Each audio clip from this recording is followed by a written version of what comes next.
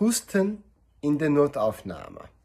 Manchmal kommt eine Patient oder Patient in Notaufnahme, hat eine Hustenattacken. Wir versuchen mit den Inhalationen, mit Salbutamol, mit Kurzsatzinhalationen.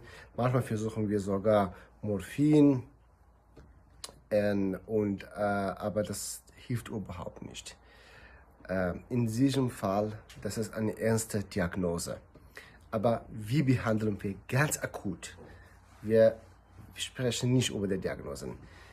Bitte bringen Sie 1 bis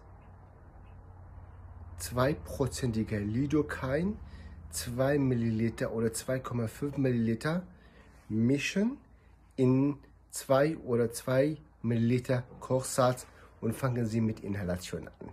Und das ist sehr hilfreich.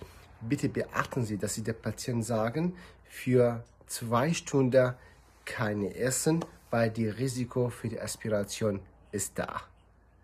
Bei Fragen stehe ich jederzeit in der Verfügung. Vielen Dank.